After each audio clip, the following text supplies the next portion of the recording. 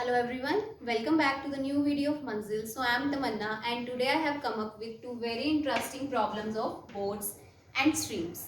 So let's begin with our first question. Our first question is a boat took 8 hours less to travel a distance downstream than to travel the same distance upstream. If the speed of a boat in still water is 9 km per hour and speed of stream is 3 km per hour, find the total distance traveled by boat.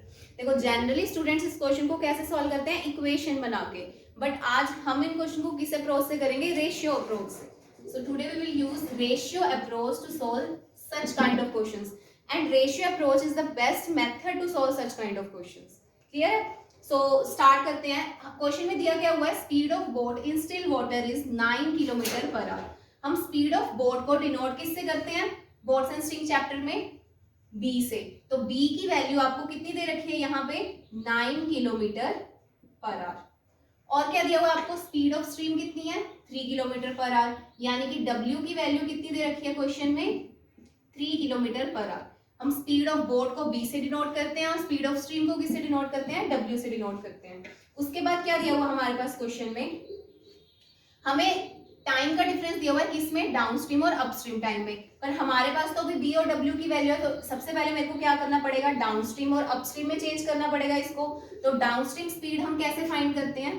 Downstream speed कैसे find करते हैं? B plus W करके.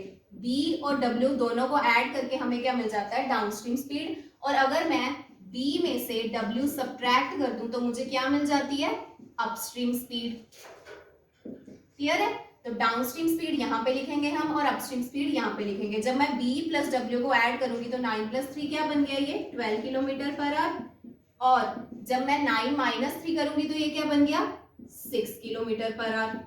ये आ गया हमारा downstream speed और ये क्या आ गई? Upstream speed. अब मैं क्या करूंगी? ये जो मेरी 12 और 6 आया ना, इसको रेशियो में कन्वर्ट कर दूंगी कट करके. जब मैं 6 और 12 को आपस में कट करूंगी तो रेशियो कितनी बन जाएगी? 2:1. ये किसकी रेशियो बन गई? आपकी स्पीड की रेशियो. क्लियर है? ये हमारी स्पीड की रेशियो बन गई. डाउनस्ट्रीम स्पीड कितनी हो गई? 2 यूनिट्स. एंड अपस्ट्रीम स्पीड कितनी बन गई? 1 यूनिट. अब इसके बाद देखो आपके पास जो क्वेश्चन में डेटा दिया हुआ है वो किस रिगार्डिंग दिया हुआ है? डाउनस्ट्रीम टाइम के रिगार्डिंग और अपस्ट्रीम टाइम के रिगार्डिंग. बट हमारे पास रेशियो किसकी आई है? स्पीड की आई है. इट मींस जब तक मेरे पास टाइम की रेशियो नहीं होगी मैं फर्स्ट लाइन को कैसे यूज कर सकती हूँ? तो फर्स्ट लाइन को यूज करने के लिए मुझे स्पीड की रेशियो को किसमें कन्वर्ट करना पड़ेगा? टाइम की रेशियो में. क्वेश्चन में हमें दे रखा है सेम डिस्टेंस. ठीक है? क्वेश्चन में सेम डिस्टेंस दे रखा है और सेम डिस्टेंस के केस में हम सब जानते हैं कि when distance is constant speed is always inversely proportional to time. कि जब डिस्टेंस कांस्टेंट होता है तो speed inversely proportional to time होती है. इट मींस अगर स्पीड की रेशियो 2:1 है तो टाइम की रेशियो क्या आएगी? 1:2. क्यों 1:2 होगी? क्योंकि हमारे पास डिस्टेंस कांस्टेंट दिया हुआ है, दैट इज सेम डिस्टेंस. चलो अब हमने टाइम की रेशियो निकाल ली. अब हम फर्स्ट लाइन यूज कर सकते हैं जिसमें ये कहा गया है कि 8 घंटे कम लगते हैं उसे डाउनस्ट्रीम टाइम में अपस्ट्रीम टाइम से. ठीक है? 8 घंटे कम लगते हैं. यानी कि हमें अपस्ट्रीम टाइम और डाउनस्ट्रीम टाइम का डिफरेंस कितना दे रखा है? 8 आवर्स दे रखा है. 2 और 1 यूनिट में कितना फर्क है? 1 यूनिट का. 2 - 1 इज 1 यूनिट. और ये 1 यूनिट की वैल्यू आपको कितनी दे रखी है? 8 घंटे, दैट इज 8 आवर्स. यानी कि 1 यूनिट की वैल्यू आ गई 8 आवर्स. 2 यूनिट की वैल्यू कितनी हो जाएगी? अगर 1 यूनिट की वैल्यू 8 आवर्स है तो 2 यूनिट की वैल्यू कितनी हो गई? 16 आवर्स.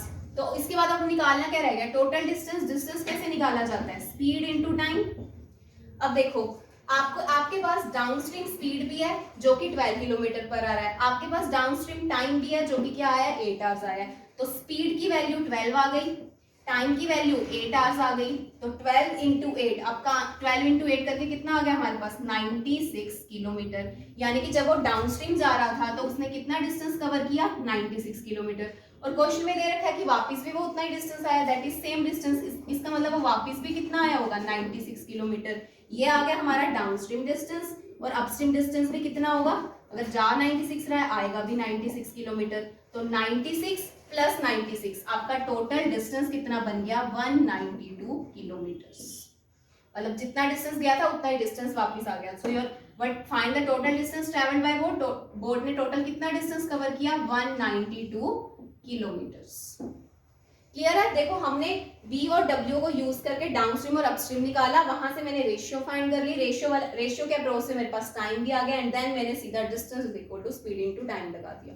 देखो देखने में ऐसा लग रहा है ना बहुत लंबा क्वेश्चन चला गया, ऐसा कुछ भी नहीं है, मैंने आपको एक एक चीज क्लियर कट समझाई है इसलिए आपको इतना लंबा लग रहा है। बट जब आपने जस्ट दो रेशियोज बनानी होंगी और सीधा आपके पास वैल्यूज आ जाएंगी तो आपको जस्ट 30 सेकेंड्स लगेंगे इस क्वेश्चन को करने में, रैदर कि आप इसको इक्वेशन में कन्वर्ट करके फिर सॉल्व करोगे।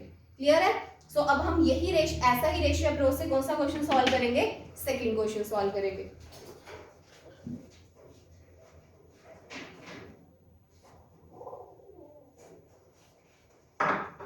चलो नेक्स्ट क्वेश्चन क्या दिया हुआ है हमें? A man rows 6 kilometre per hour in still water, if the river is running at 3 kilometre per hour, it takes him 45 minutes to row a place and back, how far is the place. यहाँ पे भी हमें क्या पूछा गया है? Distance पूछा गया।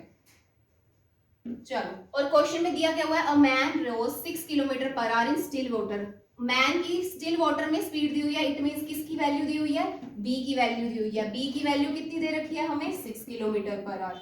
और उसके बाद river is running at 3 kilometre per hour, it means हमें डब्ल्यू का रेट दिया हुआ है, दैट इज वाटर का रेट दिया हुआ है, जो कि क्या दिया हुआ है? 3 किलोमीटर पर आवर।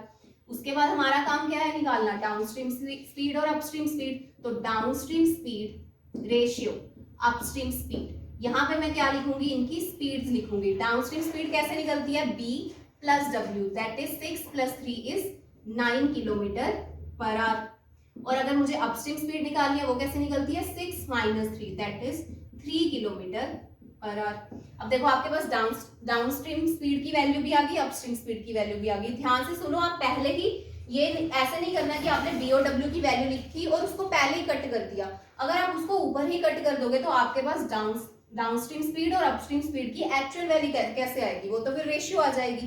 ठीक है, हमें एंड में क्वेश्चन सॉल्व करने के लिए डाउनस्ट्रीम और अपस्ट्रीम की एक्चुअल वैल्यूज चाहिए होती है, इसलिए मैं इसको यहाँ पे कट नहीं करती, मैं इसको कहाँ पे कट करती हूँ? जब मैं इसको डाउनस्ट्रीम और अपस्ट्रीम में कन्वर्ट कर लेती हूँ। ठीक है, अब देखो ये मेरे पास एक्चुअल वैल्यूज आ गई कि डाउनस्ट्रीम स्पीड 9 किलोमीटर पर आ रहा है और अपस्ट्रीम स्पीड 3 किलोमीटर पर आ रहा है। अब मैं इसको जब रेशियो में कन्वर्ट करूंगी, रेशियो क्या बन जाएगी? 3:1, यानी कि स्पीड की रेशियो हमारे पास कितनी आ गई? 3:1।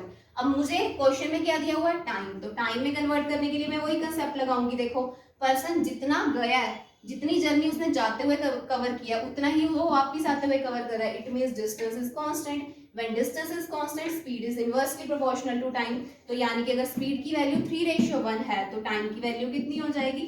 1:3 हो जाएगी। उन्होंने आपको टोटल टाइम दिया हुआ है कि वो पर्सन 45 मिनट्स लेता है पूरा डिस्टेंस कवर करने में, जाने में भी और आने में भी। हमें कितना टाइम लग रहा है? 1 + 3 4 यूनिट्स इन टोटल लग रही है, हमें 4 यूनिट्स लग रही है ना। और 4 यूनिट्स की वैल्यू हमें कितनी दी हुई है? 45 मिनट्स।